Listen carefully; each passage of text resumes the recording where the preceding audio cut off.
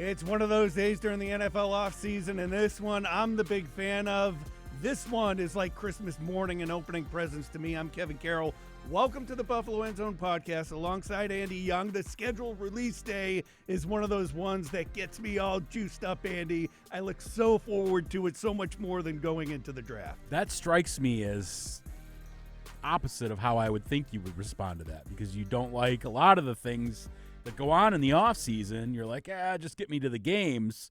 I guess this is kind of the on-ramp to getting to the games, right? This is it for me. You can do all the draft analysis, go through the NFL draft, and I like it and everything else. But when a football fan says, well, it's like Christmas, this is the one. I love looking at, we already knew the teams, but when they're playing, what time they're playing, you look at where the bye week is. The Bills, the schedule comes out, Andy, and you had one of those leaked schedules earlier, and we were both big fans of how this schedule is playing out for the Bills this year. Yeah, we were looking at this schedule all day long because I saw something and kind of had some ideas about how this schedule might shape up after that, and this looks good for them.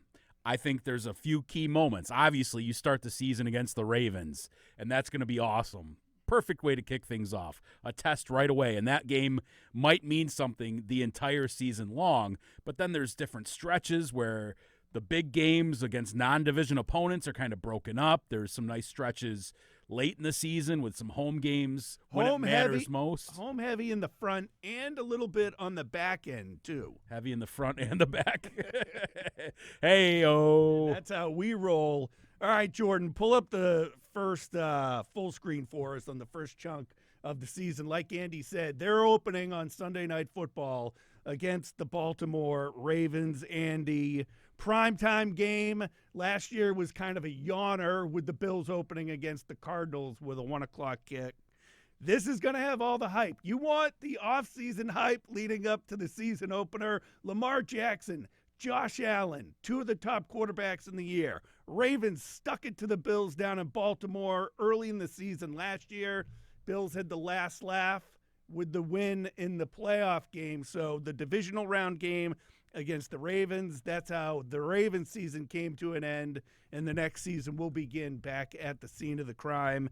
And I think that this is just a really cool way to open the season. Yeah, this is a perfect way to open the season because you're going to have so much hype going into this game. The last two MVPs, the guys who a lot of people around the country thought should have flip-flopped their MVP awards, that Lamar Jackson should have won it last season, Josh Allen perhaps the season before, and all the vitriol that went into that debate for what seemed like months and months of who should be the NFL's MVP. Is it the guy with the team with the better record, who's doing more with less, or the guy who put up amazing stats? So for me, it's incredible to put these two teams together, and this game is going to mean something probably down the stretch and could mean something for the 1 seed. This was the 2 and the 3 seed last season. So, this is a perfect way out of the gates to get this sucker cooking.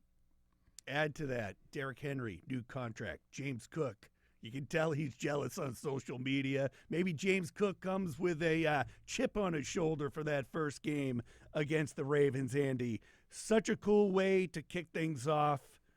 And then that's followed by a 1 o'clock game against the New York Jets, which quite frankly, I just don't care about the Jets right now. I mean, if we at the end of this want to go through and pick, wins and losses and stuff like that, I don't even bat an eye against the Jets right now. I mean, it's the second game of the week. Good. Get one of the Jets games out of the way. You won't see them again until the last game of the regular season. Yeah, the Jets are what the Jets are, right? Like, they're kind of an embarrassment at this point, and they've got a whole reset going on there, so I don't expect them to be contenders. Remember, I was the guy who sat here this time last year and thought that the Jets might beat out the Bills for the division. You were indeed. I will not be predicting such things this time around. But, yeah, you've got Aaron Glennon as head coach, Justin Fields, new quarterback.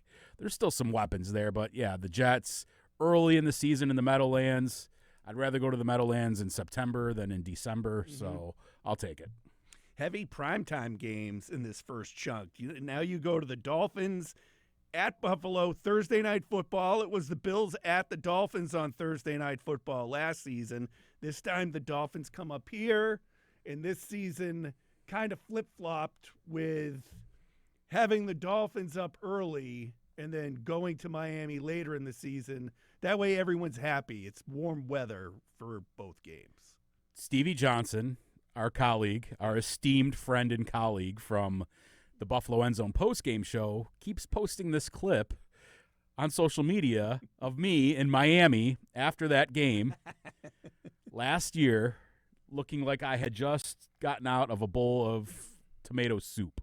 I was just sweating profusely with a suit jacket on in that Miami humidity. And so I'm glad to not have to deal with that from a personal perspective. I remember that when we did this podcast after that game and you got in from being out in the heat, your face was really red. You could tell that. Well, by that time, I'd had a few drinks. So. Well, no, yeah. Just kidding, bosses, if you're listening. They were shot. You didn't have no one's listening. Drinks. Let's get real here. Let's move on. New Orleans, Andy, in Buffalo, back to a regular 1 o'clock game, which there aren't many for the Bills. And there's 2 1 o'clock home games leading into the Week 18 game against the Jets that's TBD. So you're not going to get a whole lot of Sunday 1 o'clock home games for Bills fans to remember Highmark Stadium Sundays at 1 o'clock that you experience so often during the drought years where the afternoon festivities from the morning continued. Right.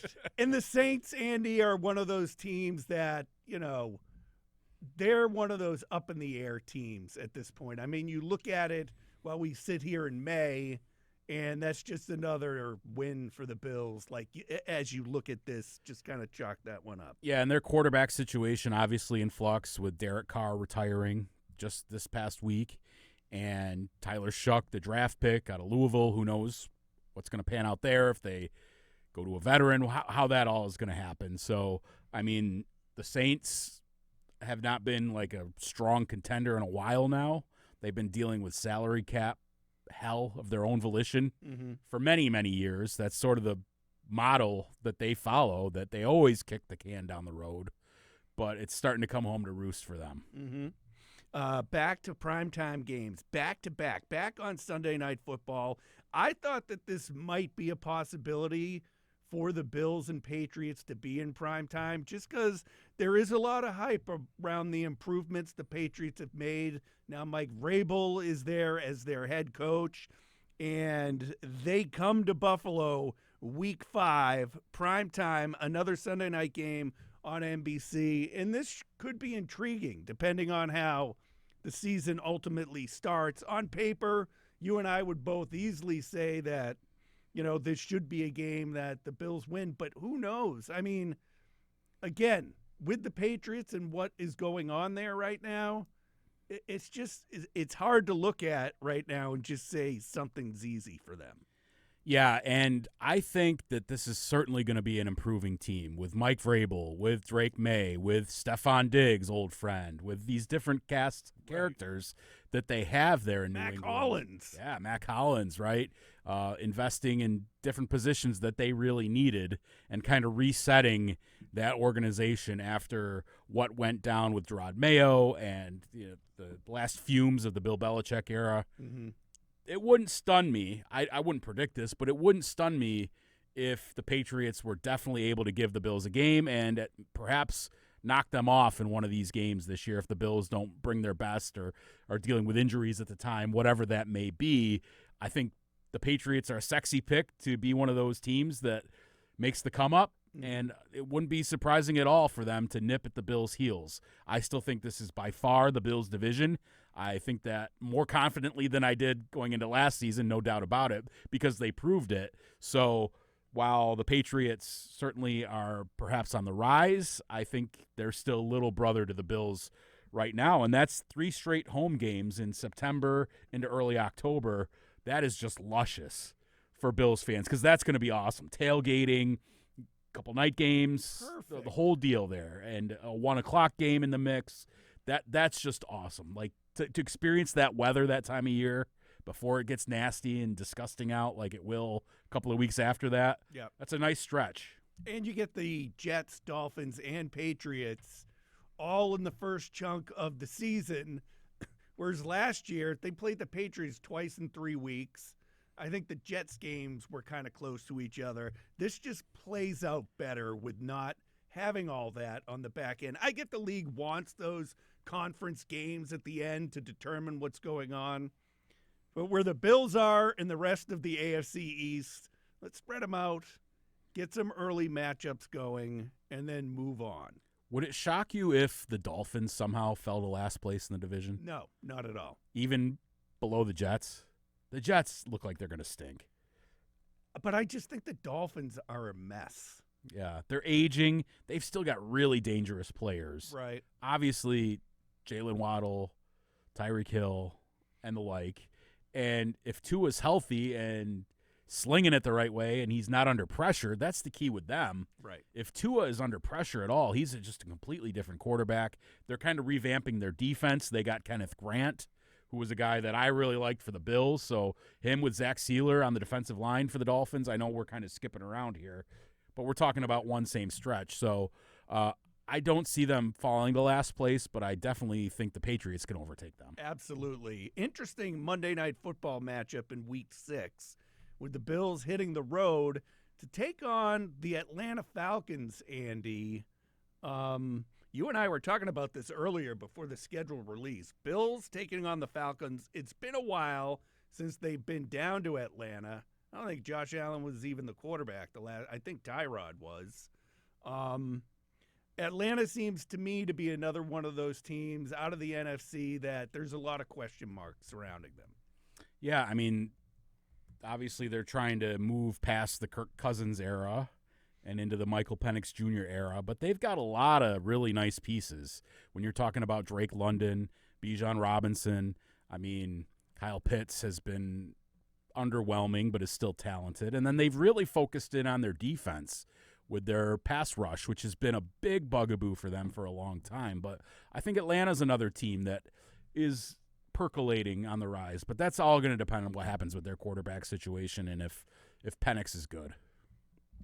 Go to Week 7. That's the Bills' bye week. Seems kind of early, Andy. It's okay. I know a lot of players want it later to kind of reset themselves, but a Week 7 bye week, for me, huge fan because it's still decent enough out that you might be able to get some golf in during the bye week. You know, maybe go on a little vacation where it's a little bit warmer.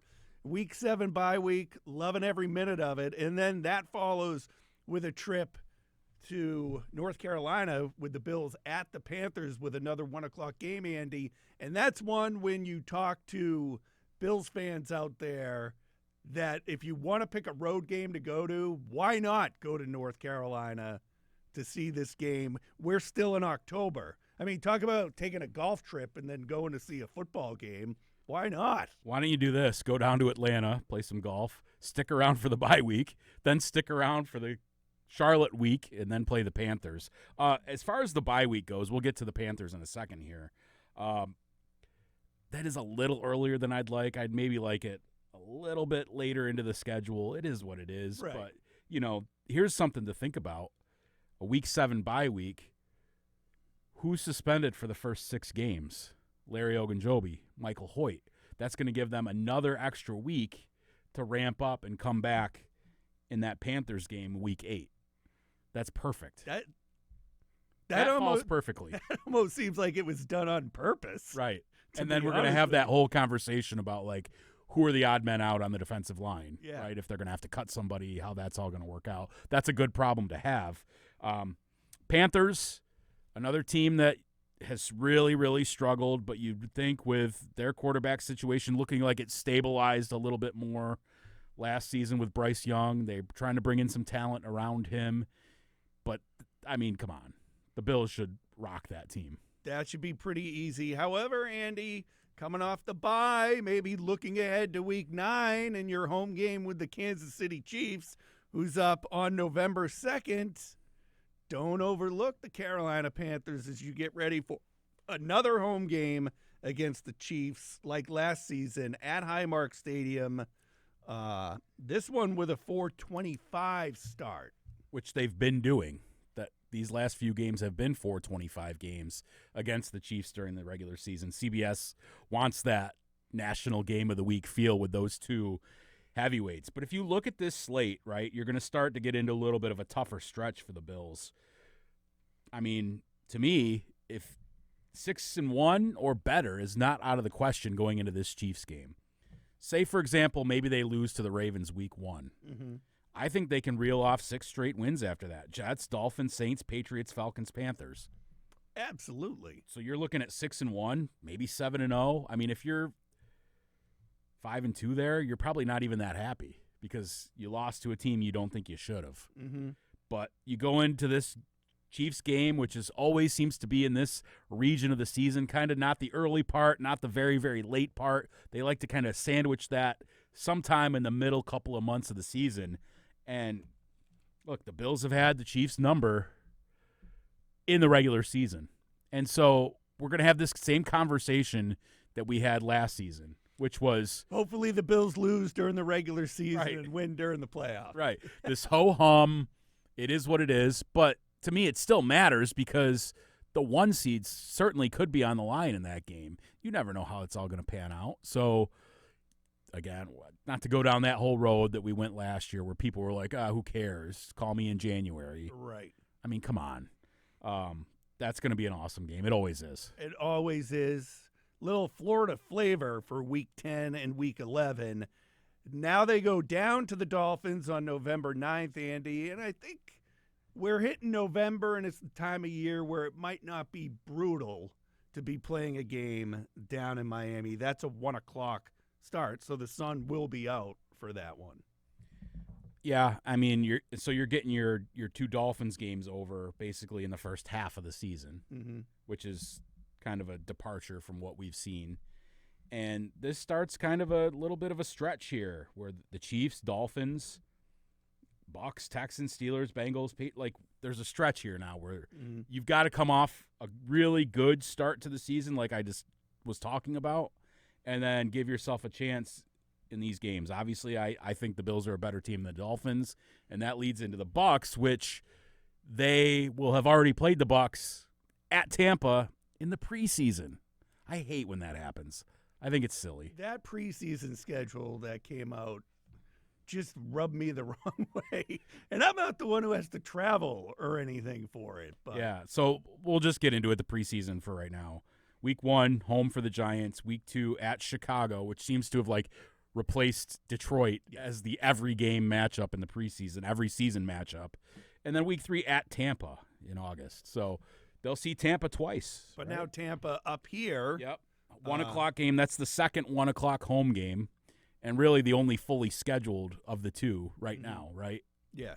So then that's followed by another Thursday night. And Tampa's good. I like Tampa. Baker's good. Baker Mayfield got rejuvenated down there. Yeah, so that could definitely be a tough game for them. Week 12, back in prime time. Back on a Thursday night against the Houston Texans, a team that beat them last season. Andy, 2 Thursday night football games for the Bills on this schedule. Which, to me, you have a problem with that? I mean, that's 2 short weeks, right? Yeah, but then they usually get the bye afterwards. It's fine. Not the bye, but the 10 days. Right. They won't come back. Because that next game is what? That next game is 10 days later. Right. And that's the Steelers at Pittsburgh. Yeah, Houston, interesting team, no doubt about it. Obviously beat the Bills last year when their offense was at its worst. Right. Nico Collins, get him back. Diggs obviously gone. No Tank Dell. But they've kind of replenished that team a little bit. And after a sophomore slump for C.J. Stroud, I mean, it's upon him to really get back to what he was as a rookie when it looked like, all right, this is that next dude in the NFL. This is that guy who's going to rise to the elite class. He wasn't that last season. Host of factors led to that, but that's going to be interesting to see what he does in year 3. Can he get back to the elevation and the plane he seemed to be on as a rookie, or is he more what we saw last season? With this chunk of the schedule, Andy, too, there's a lot of that going on. The Bills won't be going to Ireland to play the Steelers. Still don't know what Aaron Rodgers' deal is, but they are at the Steelers to wrap up the month of November in Week 13 and a couple of back-to-back 425 games again because they'll host the Bengals after. But we'll get to the Bengals in a bit. But again, the Steelers, another team, they always seem to be hanging around and in the mix. I know you despise the Steelers. I can't stand them, and especially this iteration that just, like, is a fraud. Somehow they front run at the beginning of the year, maybe limp their way into the playoffs and get rocked early. They're just not that good. They're like, Mike Tomlin is a good coach. Like, their defensive line, always good. Defense, ferocity, steel curtain, right? Yeah. But they just don't have the quarterback situation figured out. And even if they get Aaron Rodgers, I still don't know that it's figured out for them. And, like, even if they get off to a hot start, which the Steelers often do, you've heard me say this for years, I don't respect it. Right. I don't think they're that good. And when they play the really good teams down the stretch, it's not a contest. They're just not as talented. No, 100%. That year, they were like the last unbeaten team. That team was a total fraud. I think the COVID year. They're living in like 95, dude. Yeah. So after that, we're going to start December, Week 14. Cincinnati Bengals, Andy, another team that underperformed, underachieved last year. Joe Burrow has his weapons on offense. The defense was suspect a season ago. They were just a mess to start the season and couldn't get out of their own way. But now the Bills have them late in the year, and if Cincinnati's back in the mix, this is going to be a huge game. This is a case of a team that almost always seems to start really slow. They're always like 2-4 or 3-3 out of the gates, or even worse. And then they get really hot down the stretch, and Joe Burrow lights it up. I don't know what it is with that team and the slow starts, but they're dangerous, man. Like, for a team that finished as they did last season, people were deathly afraid that they might sneak into the playoffs. I remember. And that the Bills would have to play them in the 2-7 matchup. Yep. I mean, it's scary to think about having to face Joe Burrow, Jamar Chase, and T. Higgins. That's maybe the best 1-2-3 punch, three-headed monster in the league. I mean, you can make the case for the Eagles and different teams like that, but, I mean, those two wide receivers with Joe Burrow, who's, when he's right and they're healthy, is awesome. Like, he throws the football all over the yard. He almost had 5,000 yards passing last season. If they were any good, right? If they were a contender, he probably would have won MVP. D needs to improve. Week 15, Week 16, back on the road, back at 1 p.m., at the Patriots first.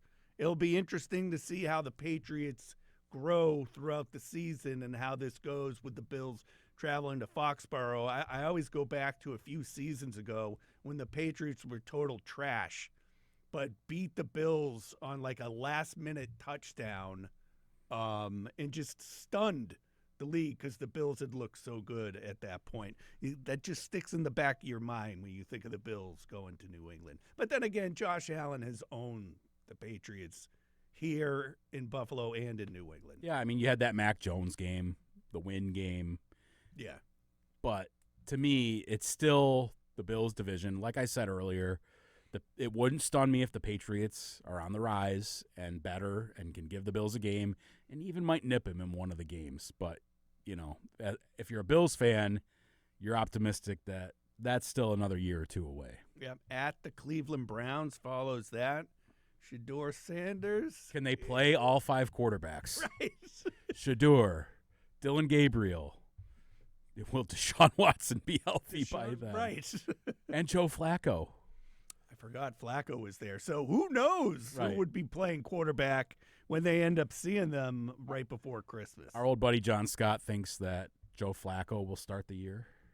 That would almost make too much sense. I remember the game when Johnny Manziel first went in for them, and it was against the Bills. I was at that game. Not working. I was at that game. I was in the press box because you were not working.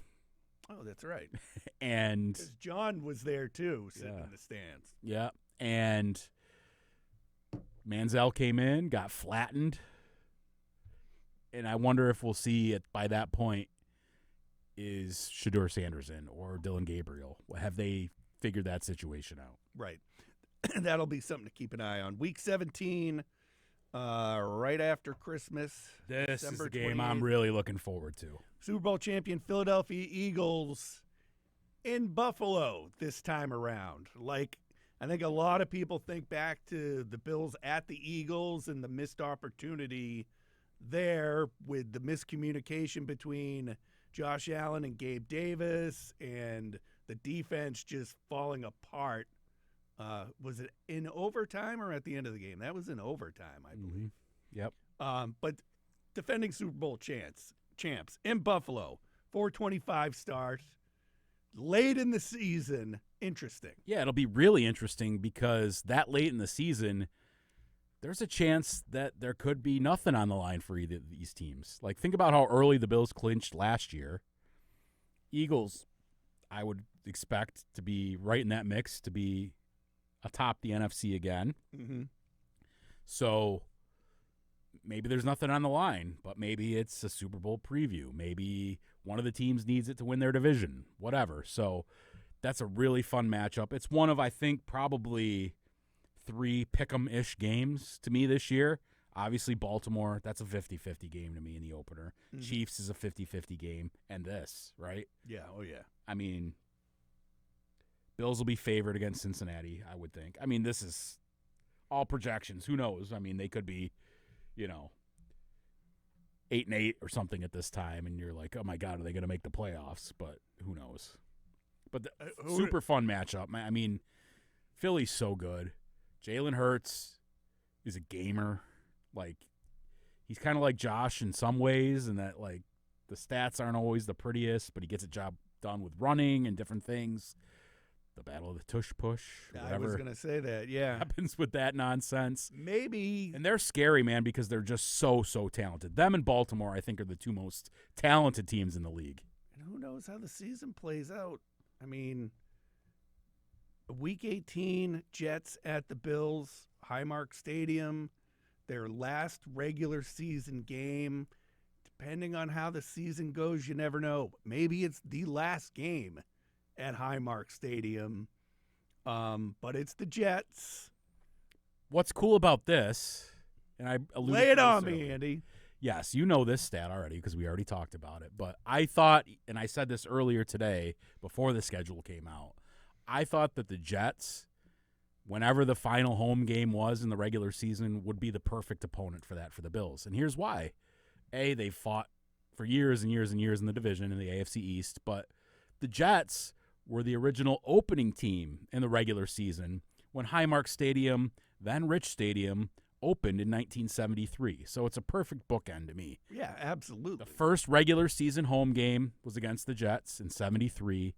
The final regular season home game will be against the Jets in 2026. That's TBD, so that probably is going to be a 1 o'clock game, but you never know. And on the flip side of what I said earlier, maybe Josh Allen isn't even needed to play in that final game. Just like against the Patriots last year. Yeah, and he's just sitting there as a spectator. He goes out for one play to take a knee and keep his streak alive. Close that stadium. But, I mean, ideally, Andy, when you look at this schedule, the Bills should have at least one home game come the postseason. But, again, you never know. I mean, we'll look at it now and just kind of go through the schedule and see what each of us thinks about how this is going to play out. I think being home against Baltimore to start the season is good for this Bills team. Mm-hmm. I think get the Ravens out of the way. I'm leaning towards the Bills winning the opener just because Josh Allen just seems to light it up in prime time in the opener, except for the game against the Cardinals last year, but that's when he hurt his hand. I think they have it, and the Bills will pick up that W in week 1. I mean, The Ravens rocked them in the regular season last year, like we haven't seen. Missing 3 key players on defense. I know. I mean, I would say I would lean towards the Ravens because I think the Ravens are going to be pissed coming off what happened last year, the Mark Andrews drop. They thought they should have been on the comeback trail and going on to face Kansas City. So I would give that to the Ravens, but I mean it's a pick-em to me. The Bills will probably be favored by like a point. Yeah, right? I agree. I think that's how that's going to go. At the Jets the next week, that's an easy W right there, at least at this point in the year as we sit here in May. We're talking, to me at least, I said it earlier, six straight wins at least right here. Okay. So you're 6-1 to me at that point. You're saying 7-0, or what do you think? The Pats going to get in there and nip one, or somebody else could? Atlanta? I think Atlanta might. I think they'll get off to a hot start, hit Atlanta, and have a little hiccup. Okay. But then we're both 6-1 at that point. Yeah. Then you go into your bye week. That includes the Panthers, 6-1, before the Chiefs. Oh, gotcha. Okay. So you're thinking the same thing I am. Yeah. So Chiefs, both at 6-1. I think the Chiefs win this time. Really? Okay. I'm going to go with the Bills just because precedent has said that. But I'm flipping the script for everybody out there. Okay. Remember me when the season rolls around. At the Dolphins, I mean, as we sit here right now, I just don't see them losing to the Dolphins or the Jets at all during the season. I'm going to go win there too. Bucs, I'm going with a win. Tampa Bay, I'll go with a win. Week 12 at Houston, I'm giving them another loss there. So that's 2 losses. Loss for me there too. 2 losses. Same. Pittsburgh, win. Cincinnati. I give them a loss. I'm going to give them a loss too. So we're at 3. They don't match up well whatsoever. 3 losses. Yeah. Patriots win in my book. Patriots win. Browns win. Browns win. Now this is interesting here. Eagles. So a Week 17 game as we sit here in May, I mean, I'm 50-50 on this one. I'm going to go with a Bills win because it's in Buffalo. I'm going to go with a loss. Okay. And then a win against the Jets to close it out. So I'm 13-4, which is what they did last year. You're 13-4. I believe I have at 14 wins. 14 wins. Is 14 wins going to be enough to win the 1 seed? Well, that's the interest. I mean, right. When you look at what the Chiefs did last year during the regular season, it was nauseating how they would win these freakish games, even like late in the season where it's like, oh, the Bills can easily and you would circle games that they could lose and then, block a field goal at the end of the game, or the other team misses a field goal, or doesn't get a playoff in time and has to get pushed out. Like the whole thing was just ridiculous how the Chiefs were winning games. It was as nauseating as how I feel about the Steelers. Right.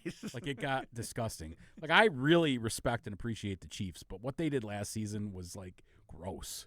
Yeah. It didn't feel like they were a 15-2 team. And it was awesome that they got shellacked in the Super Bowl. It was. I mean, here's a few thoughts just generally about the schedule. Obviously, we talked about the fast start, the 3 straight September home games, September, October, and that stretch. Something that's really interesting is they have the second fewest miles to travel of any team in the league. Which is awesome. Which is great. It's great for me because I hate flying. No holiday games, too. No holiday games, no international games. So, yeah, you're going to deal with some Thursday nights and some short rest weeks, but nothing crazy to really mess you up, right? No, everybody gets to be around their families, players. One time zone changed the entire season, and that's an hour going down to Houston. Right, and they've made that trip many times. Right. And so that all bodes well for them. The major non-division games are kind of spread out, except for like the Bengals and the Steelers. And Texans, too. There's a little stretch there.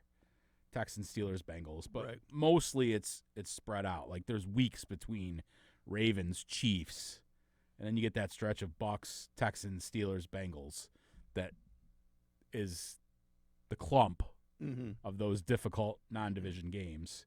The Tampa thing twice is weird. I hate when they do that.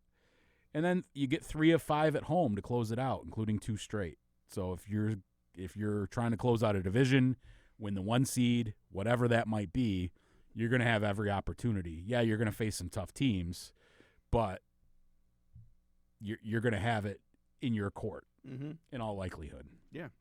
I think it bodes well. I like the way the schedule really shapes out. And I think, like I said earlier, even as a fan, like, what are you going to maybe travel to Atlanta if you want to? You know, travel to Houston. Obviously, Miami. I still think the big draw. Atlanta. If you've ever been down to Charlotte, North Carolina, there's just Bills stuff everywhere. Right. I mean, the Panthers might be their team, but it's almost like the Bills are really the... Well, let me say this, too. I think there were a lot of Bills fans, especially in my generation, that soured a little bit on the Bills after the 4 straight Super Bowls, and then they missed the playoffs there for a year.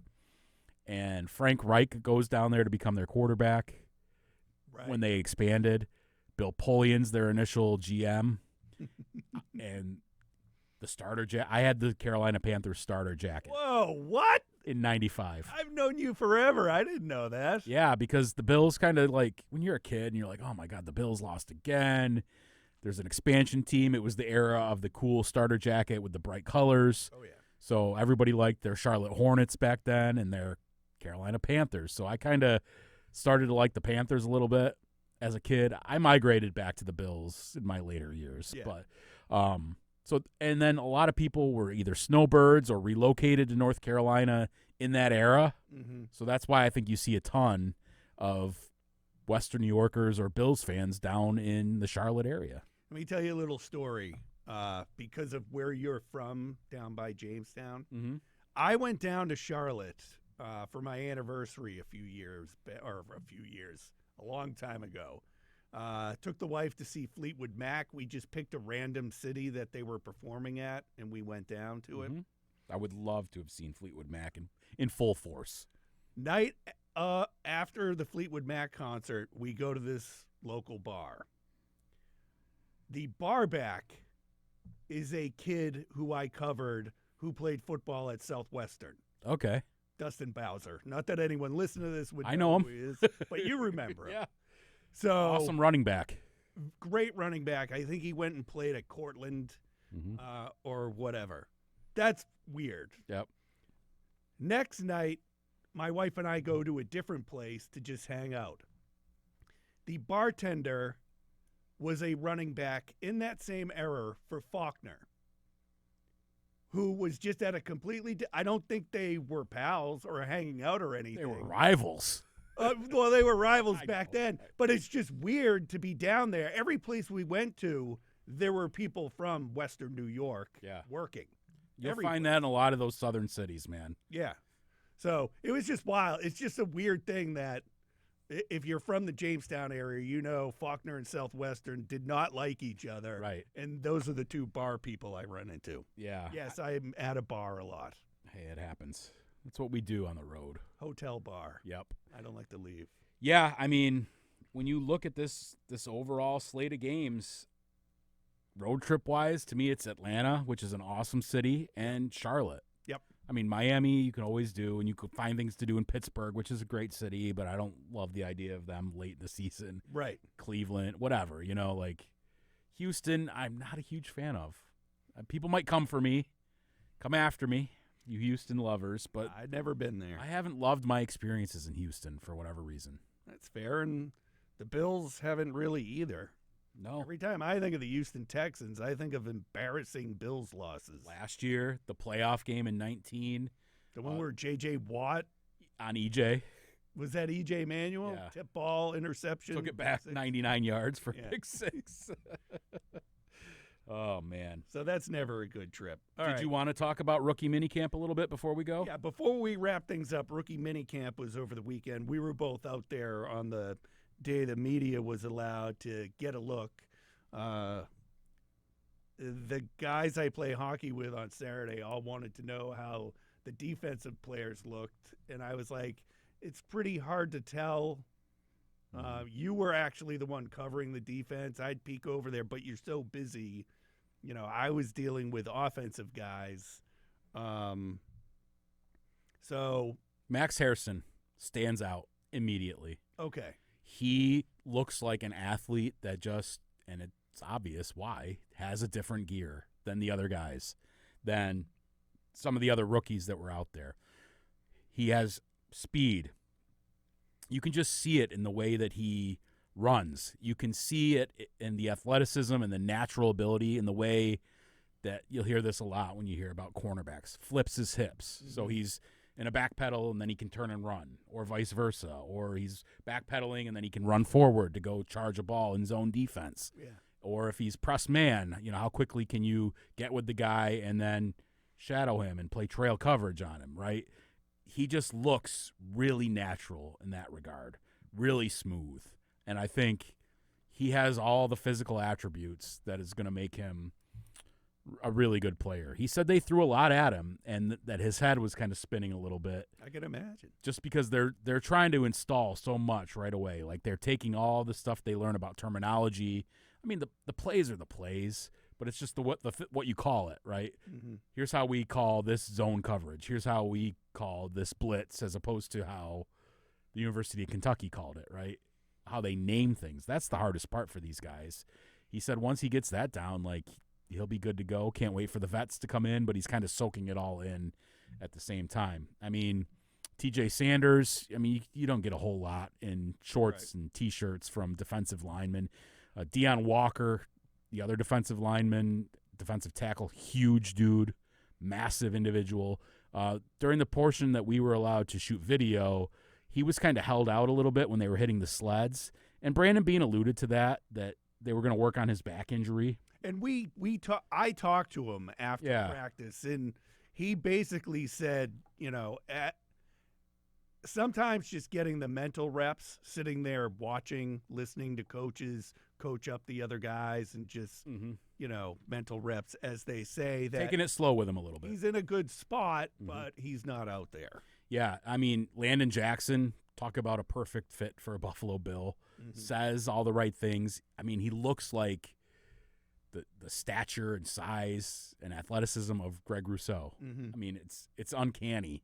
They don't look alike as people, but just their build and their athleticism is very similar, and just the high motor, the work ethic, all that stuff that the Bills love, the character stuff too, all fits perfectly with Landon Jackson. I thought Dorian Strong looked pretty good. We saw him after practice working with Max Harrison. Those two guys have gotten to know each other pretty well throughout this process, through the combine and the draft, and they were kind of working together on some technique, going over things for like 15, 20 minutes after practice. So that's always a good sign. You covered the offense. I do want to mention real quick, I thought during some of the teamwork that the 7th-round wide receiver, Caden Prather, looked pretty good, made some plays, and I thought Jackson Hawes, who everybody said, he's this blocking tight end, he was doing pretty well in the passing game too. So I want to bring up Hawes because of what you said, and I brought this up somewhere, and everyone turned to me and started laughing like it's day one of rookie minicamp. What do you mean he looked good? And it's for that reason what you said. He's brought in as a blocking tight end, but, and again, I know it's just against air. They're just out there. But when you see him, he was very smooth catching the ball. He did not drop the ball at any point. He looked good getting out off the line and into whatever routes that they were running. That it caught my attention.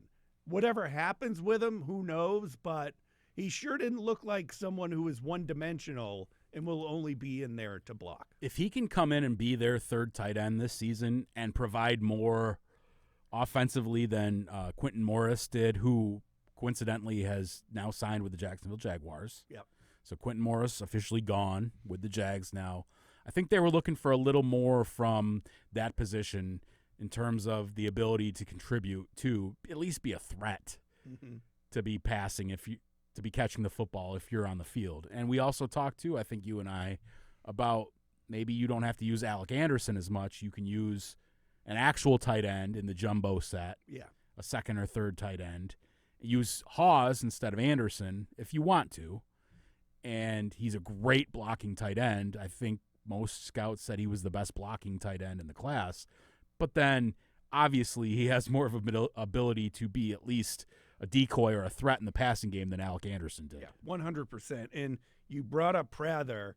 I'm glad that he looked better as practice went on because he had a bit of the dropsies when I was shooting him. Yeah, I wasn't at that part. Right. But he sure as heck looked like a leader with the group that was out there. Mm-hmm. He's obviously the draft pick, so he's the first. He should be. He's the first to go in the drills. But he just, from what I was watching and shooting and filming at the time, he had what seemed like a leadership aura about him, that he knew he was the main guy out there. And even the couple of balls he dropped while I was shooting, didn't get down on him, came back, the next play or whatever, and sure-handed and caught the ball. And I was up in the air about him, but when you tell me that, when you watched him later on in practice, he was doing well, that's good, because, I mean, who knows how this is going to pan out. Yeah, I mean, if he can be some sort of a developmental guy, maybe he ends up on the practice squad, and you can kind of, like they did with Tyrell Shavers or some of these different guys that they can work on and build up and maybe find something in them.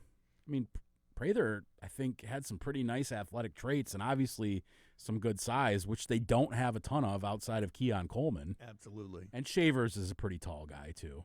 But I think, you hope for a 7th-round pick to make – I mean, I don't think he's making this team, but to be a guy you can stash on the practice squad and develop for a couple of years. All right, I'm going to tee this one up for you. Let's see if you can hit it out of the park. There was a Buffalo kid with a rookie tryout over there, Matt Jaworski, defensive player. Not related to Ron Jaworski. We had many, many questions about that. Played his high school ball here, went to Fordham.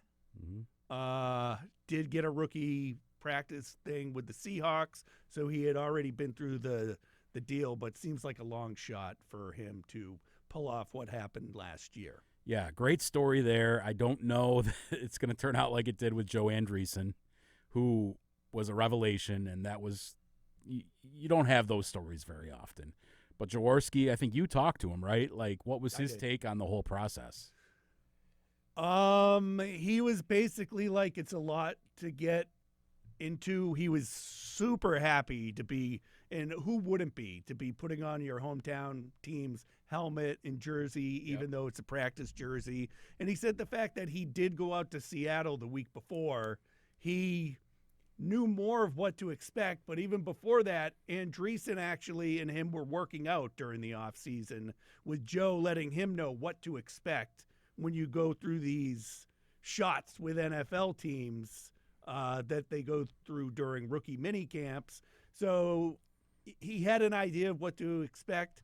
He seems super thrilled to be there, and to have Joe Andreessen be able to get into your ear, which a lot of people thought might be going on, but when he actually said it, it was like, that's super cool. That's fantastic. I mean, Joe, who I've gotten to know pretty well over the last couple of years, is a great kid to lean on in that situation. And for Matt Jaworski, it's like, all right, go to these tryouts. Maybe you catch on and you get invited back to go to OTAs and sign a deal and get to training camp. And it's just really about getting on the radar of these teams. And then, maybe down the line somebody gets hurt or we need a practice squad defensive end. Let's reach back out to this guy because he got to know our system a little bit and we met him and we liked him. So that's right. For a guy like that, that's what this is all about. You never dream that it's going to end up like Joe Andreessen did, because that was the path Andreessen was on, right? He went to the Chiefs, came to his hometown Bills. They end up signing him. We've talked that many times. He gets to play in the Pittsburgh preseason game, makes the team, and then, here he is. Joe. Yeah, that's awesome. So, hey, best of luck to Matt Jaworski, however that pans out. If he, lands with somebody, that's fantastic. Yeah. Now, the part I'm teeing up for you is Okay. we just talked about Joe Andreessen. Yeah. Isn't he set to join us at some point? You do this to me. you talk about business, inside baseball stuff on the podcast. That's just my Are we, personality. what day are we doing the podcast next week? Oh, I don't freaking know. I'm just I saying. know. Yes. So we're working on having Joe Andreessen on the podcast next week. We're finalizing those details. But, yeah, we hope to have Buffalo Joe on to discuss like what he was going through at this time last year, coming out of rookie minicamp, signing, going to OTAs in a couple of weeks, and how that all played out. And now going into year 2, trying to stick, right? There's no guarantee of that. Absolutely. He doesn't have a guaranteed contract in the NFL. So how does he remain with the Bills for the long term? Yeah, it was amazing. Like, I got to be honest with you, didn't even think twice after rookie minicamp last year when we talked about him being there, you know? And then it's like every time something else happened, it was like, oh, he did that. Oh, he did this. Oh, and then, Right. oh, look who's playing during the regular season. Yeah. You know? So we're looking forward to that. I mean, no guarantee, but he and I are finalizing plans to have Buffalo Joe on next week. I just thought it would be a good tease. I know, but we weren't confirmed yet. So now, if it doesn't happen for whatever reason, schedules don't work out. I get it. You're used to having egg on your face, though. Yes. You don't mind. It's your natural habitat. It's fine by me. I know. You have a lot of pride. I don't. Whatever. Oh, whatever, dude. I love you, K-Man. PGA Championship, Andy. You got the hat on from Oak Hill. Oh, Whistling Straits. Oh, No, this is Oak Hill, but Okay. now we're at Whistling Straits. no.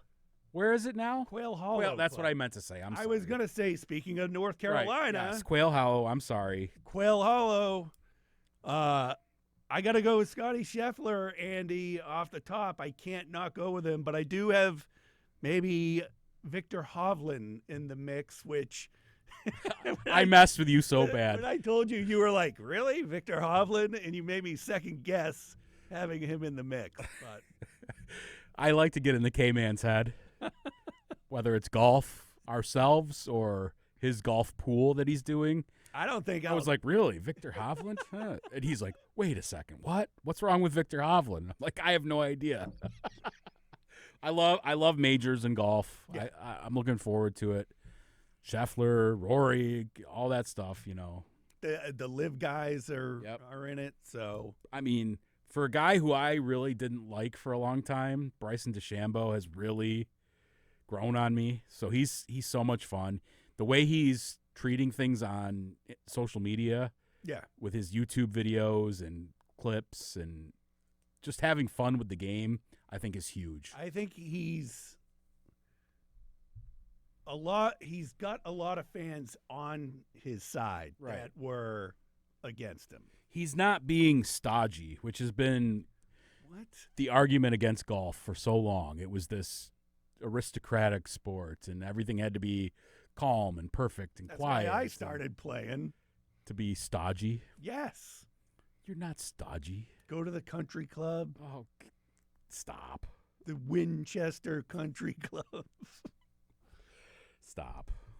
All right. Well, I'm looking forward to it. That is the Yep. what you watching part because I've been watching practice stuff. Yep. And now you're going to make me really upset that I messed up Quail Hollow with Whistling Straits. I don't know why I was saying that. Because we were watching like a college golf championships. We're at Whistling Straits. Yes, that must be So why. we had that on for a few days just because that course is fun to watch. Yeah. I mean, we like golf, but we're not watching college golf nuts. No. Keep the golf channel on. All right. Well, we got a big week coming up next week. We hope. We'll be in touch. Andy always puts stuff out. Yeah. When we're Hey, before you go, make sure you like, comment, subscribe, share the podcast, share the videos. We'll put out some shorts later this week on social media. You're kind of breaking down. If you got questions or comments, drop us a line on social media, and we'll try to address that perhaps next week. Absolutely. As always, thanks for joining us, everyone.